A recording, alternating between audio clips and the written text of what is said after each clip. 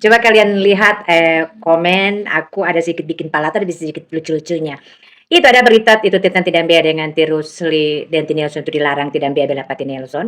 Baru aku bilang kata gini, "Jangan campur-campur urusan." Maksudnya terus ya, "Jangan campur urusan di kasus sendiri saja bagaimana?" Itu bukan karena Tirusli manggil Pati Nelson itu dan tentang Ivana dan Nelson. Baru aku bilang kata gini, "Itu Tirusli karena manggil sama Nelson itu karena apa? Nelson itu besar kau terus kan untuk kecil itu dia tidak sesuai dengan apa dulu tidak sesuai dengan anu Tirusli kan dia malu tuh. Nah, siapa yang berani ngomong begini kecuali aku. Baru aku bilang kata gini, berbicara itu sesuai sejarah, jangan sesuai hayalan semata lah. Kalau Kak Rusi kan cuma hayal. Makanya aku bilang kata Rusi malu itu, Rusi malu aku mau bongkar itu kasus. Sebenarnya kan terdengar di mana-mana, kok apalagi mau malu-malu akan. Dia juga tidak mau klarifikasi, orang klarifikasi kan saja mau benar kayak mau salah kayak pokoknya klarifikasi saja. Cuma dia orang tidak mau klarifikasi. Mungkin dia malu jangan sampai apa dong. Jangan sampai orang nilai itu kan DP mama juga kan pelakor, baru lagi DP kemanakan ini. Nah ini jendela. Oh Ini jendela. yes, oh Di yes, sini dia no, duluin kamar gue. no. Ini kamar mandi basket di situ tapi sudah tuh. Masuk sini. Dulu enggak ada gorden ini. Jadi mamaku itu intip di sini dia cakap, di mama lihat enggak ada orang kan dulu ini dikontrakin di rumah. Aku tinggalnya di belakang situ. Ini pavilion itu besar juga pavilion, bisa 2 rumah lah, 1 rumah lah. Terus mama cari ada orang. Kan ada hordeng. Baru ternyata ponakannya Rusli dengan saudara laki-lakiku itu di sini. Di lantai sini mereka ngintip di sini. Kalau di sini kan terhalang dengan tembok, jadi mereka baku naik di sini. Karena mama intip di kaca sini tiada orang, jadi dia ambil di sini. Ternyata mereka di sini mama lihat tuh sementara menikmati itu ponakannya Rusli. Deh, menikmati koncoy, menikmati konconya orang apa lah gitu. Makanya itu Rusli itu malu gitu. Kalau Rusli di situ, dia langsung masuk tere-tere di sini. Ini samping rumah ya. Itu garasi gue di situ, mobilnya di halaman, terus dia masuk tere-tere di sini. Di situ kolam ikan ya. Baru di situ dia langsung masuk langsung dia dobrak aku di situ, ditarik di pintu itu aku. Sampai aku berusaha tidak sampai keluar. Kalau aku keluar, ya bisa didapat Rusli aku kan. Jadi aku tuh ngumpet bukan ngumpet maksudnya nahan diri nahan begini di tiang pintu jangan sampai Rusli dapat aku. Kalau dia dapat aku aduh habis perawan gue. Kalau sudah habis perawan gue kan sudah minta nikah itu kan sudah artinya sudah gampang dia nikahi lah. Memang dia sengaja mau kasih rusak aku, dia mau buntingin aku seperti ponakannya itu supaya kalau dia bisa buntingin aku kan dia bisa menikah lah gitu. Artinya udah gampang dia mau nikah gitu. Gue udah rambut baru nih. Terus itu yang ini kamar gue sebenarnya. Cuma aku pindah pavilion karena rumah ini mau dikontrak gitu. Jadi cuma pakai grendel paku itu sebenarnya. Itu ruang kerja bapakku dulu itu lalu ruang kerja. Cuma karena kosong bapakku sudah tidak buku-bukunya sudah kita bakar jadi aku pindah di situ. Jadi aku tidak mau terus kita punya rumah satu lagi di sebelah. Tuh. Di sebelah tembok itu lagi satu rumah besar juga, rumah kayak beginilah besarnya itu rumah gue itu sebelah tembok. Jadi kita itu mau teriak dari sini terus orang di jalan tidak bisa teriak karena halaman jauh besar.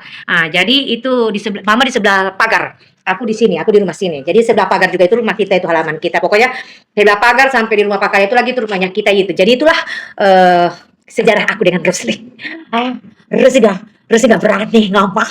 Orang ngomong dia kan punya tim polisi, ponakannya polisi, sudah ada akabri, menantu saudaranya juga polisi, ponakannya polisi, kapoldanya juga kan sahibnya Rusli. Gimana sih? Masa Rusli tidak bisa? Dia kan bisa fitnah Kapolda aja bisa dia fitnah. Masa sih dia nggak bisa fitnah aku? Rusli kan selama ini kan fitnah aku. Cuma entah dia berhasil atau gagal itu urusannya itu. Pokoknya aku berkuar-kuar itu sesuai yang kejadian, sesuai kenyataan lah. Maksudnya sesuai kejadian. Karena polisi juga, kalian kan tahu polisi itu sudah ditempatkan di bagian polisi itu keluarganya, di bagian kejaksaan juga itu keluarganya, di bagian pemerintahan lain juga itu keluarganya. Pokoknya itu semua itu sudah Rusli dan keluarganya yang sudah memimpin semuanya. Bahkan bantuan-bantuan kur dan bantuan rumah dan sebagainya itu sudah khusus untuk keluarganya, diperuntukkan untuk keluarganya.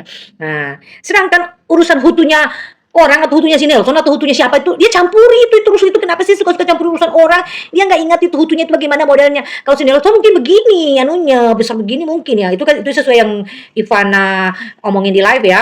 Dia katanya sampai tidak tergoda kalau anunya begini apa saja hujan-hujan aja jelas itu lah begitu menurut dia di live ya. Kita tidak mau ngomong begitu urusannya mereka.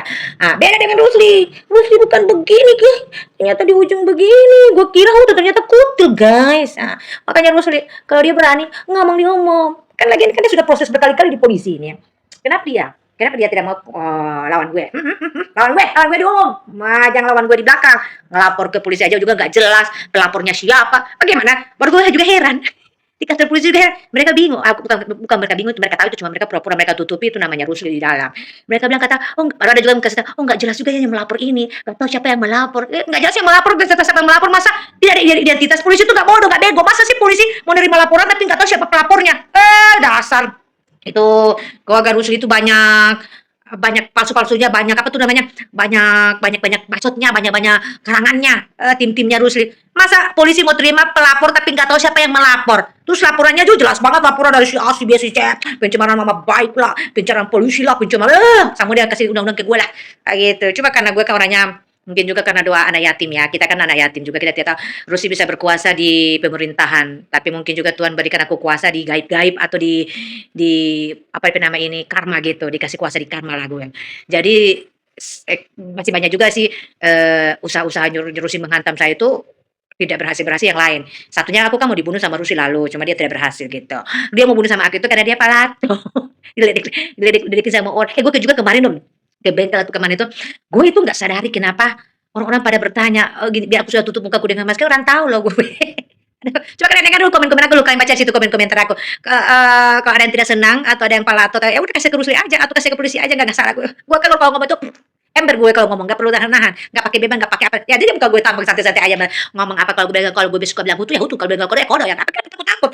Ini aku tuh berbicara sesuai kejadian.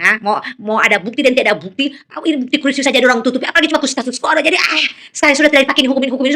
Apalagi hukum sekarang bergerak di dompet ini hukum. Jadi sudah aja kita pakai hukuman aja lah, pakai hukum rimba aja lah.